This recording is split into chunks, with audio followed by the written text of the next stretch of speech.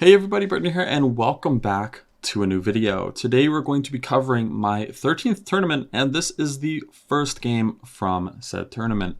I'm playing with the white pieces against Vincent, and let's jump into it.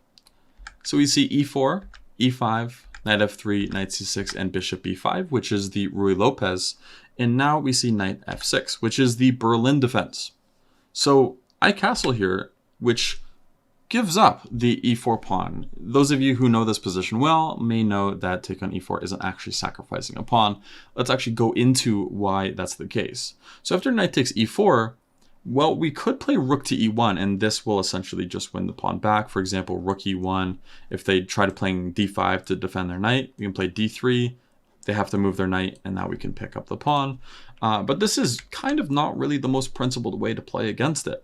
d4 instead is better, where we're trying to potentially take on e5.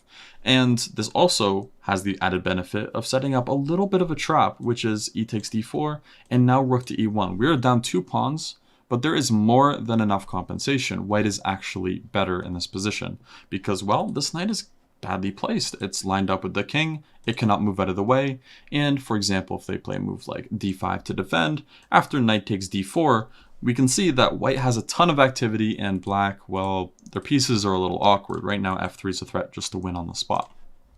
All right, so of course that's not going to happen if your opponent knows their stuff here. They're going to play knight d6, which kind of forces this type of endgame with bishop takes c6, pawn takes c6, d takes. This is somewhat important here. You don't have to play it. B takes is also a playable move. D takes e5, knight f5, queen takes, and king takes on d8 here. And this is the infamous Berlin endgame, which I love so much, even though everybody else hates it. It has a few imbalances here, of course. White has 2 knights and white has castled, whereas black has 2 bishops versus those 2 knights and cannot castle. So it's a bit of an interesting imbalance here. Let's go back to the game though. So castles was played. They did not actually take on e4. So what did they do? They played the move knight to g4. This is called the fishing pole trap. Not quite yet. We're almost there though. After h3 and h5, now it's called the fishing pole. Couldn't tell you why exactly it's called the fishing pole. If anyone in the comments actually knows, then I'd love to hear why. But can we take the knight or not? We need to know this. So first things first, don't take this knight. Please, please, please do not touch it. The problem is, after h takes g4 and h takes g4, knight h2, and now queen h4, we're lost. We're getting checkmated already. If we try to make Luft or something with f3, they don't even worry about it. They just play g3, and we're still getting checkmated here, which is very sad, of course. So we want to prevent this by, well, simply not taking the knight. But, okay, then why doesn't everybody play this move? The problem with the move knight g4 and h5 is, well, the knight's going to eventually have to move away or take on f2, for example, bishop c5 and take on f2. And if they don't do this, then, well, again, knight f6 has to be played, or knight h6, and they just lost a bunch of time and played h5, which could be considered a huge weakness in the future. So we actually just ignore this. We completely ignore their knight here, and we use it as kind of leverage where it's saying, hey, in the future, you're going to have to move your knight. And right now, even though it looks super scary because it's near our king, it's actually not quite that scary at all, and you could lose it in the future or just lose a bunch of time. Both cases are really good for us. So I played c3 here. c3 is just a great move. It's threatening to play d4, getting central space. Again, when your opponent plays on the flank, play in the center. That's a very key strategy you should know in chess. My opponent plays bishop c5, which could prepare a bishop takes or knight takes f2, but I played d4, not even allowing that to happen, trying to make knight on g4, the knight on g4, look as silly as possible. E takes on d4, c takes d4, and bishop to b6. And with them playing with their knight on g4, we can see what's going on in the position in terms of advantages.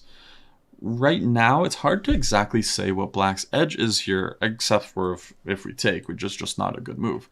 Instead, well, we have all of the center and they have none of it. They have some flank space, but it doesn't quite matter when the center is under so much control like it is currently. So, of course, this is a huge edge towards white here. Bishop to g5 was played.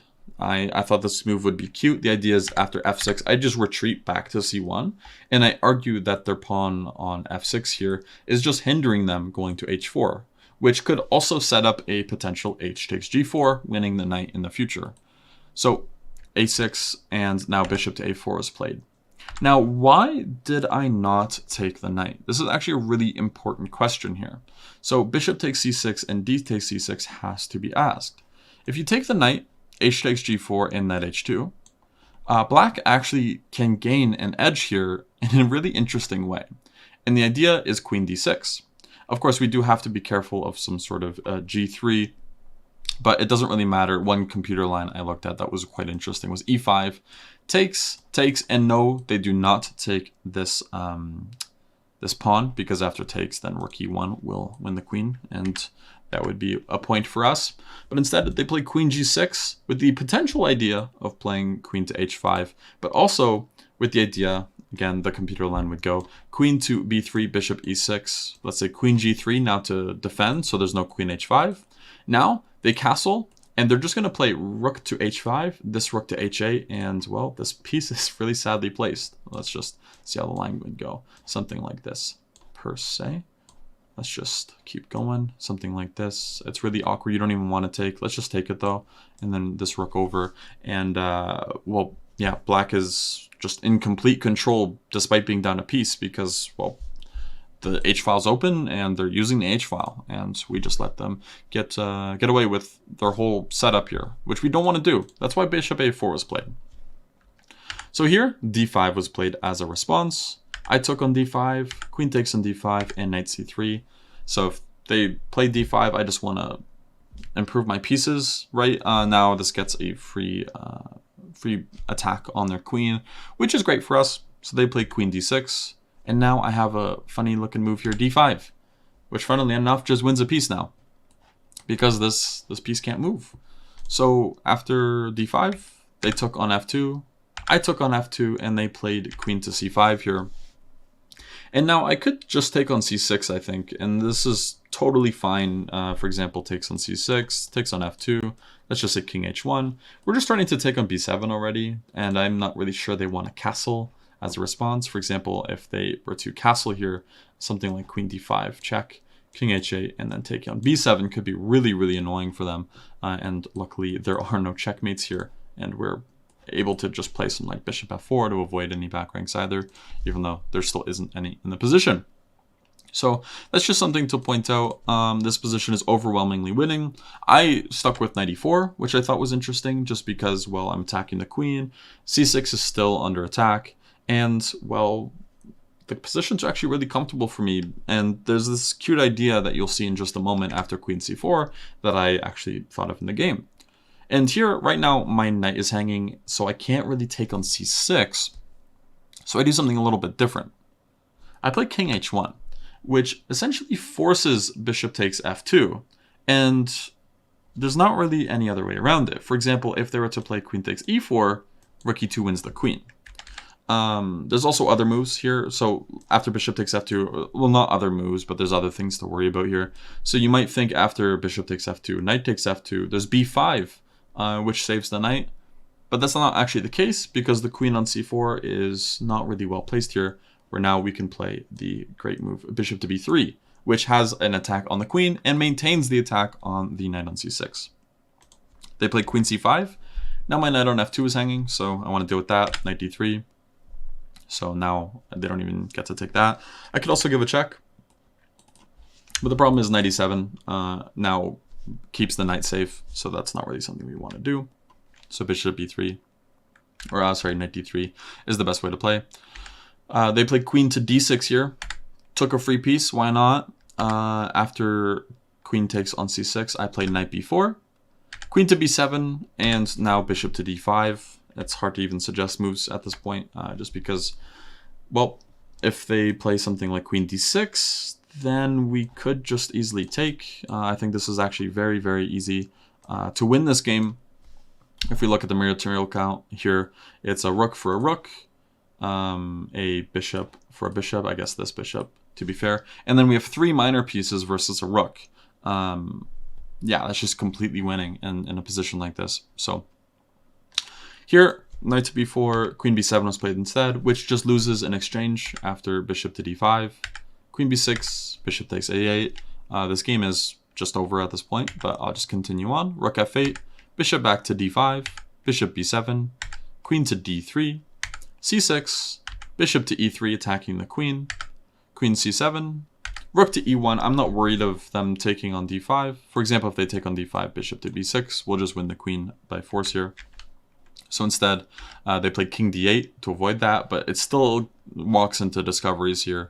I played bishop e6 check, king e8, queen g6 check, king e6, bishop c5 check, king d8, queen d3 check back, and the whole point is now, like, all my pieces are really well placed. It was a little bit of maneuvering and maybe not the best continuation or the fastest continuation to win, but I ended up winning, so I was quite happy. King e8, bishop to g8 check, queen to e5, knight takes e5, bishop c8, knight e takes e6, bishop e6, and queen to d8 with checkmate. So that was the game. And just going back over here, if we look at the most important part, I think it's actually this move knight to g4 with this idea of h5. Just as a thing to mention here, if we just talk about it a little bit more, what we should note is that when you see this idea of knight to g4 and h5, we should always ask, well, what's their idea? Just because someone plays a move that looks like it's hanging a piece doesn't mean it actually is. And here, of course, they're not hanging a piece. Do not touch it with a 10-foot fishing pole. So instead, when you see someone play on the side or play in the center in a weird way, generally the best way to play against ideas like this is just to play sound and principled chess. Play in the center, develop your pieces, etc., etc. So that's exactly what I did, and well, I think the game turned out quite well. Thank you guys for watching, and I'll see you guys in game number 2. Thanks for watching. Bye.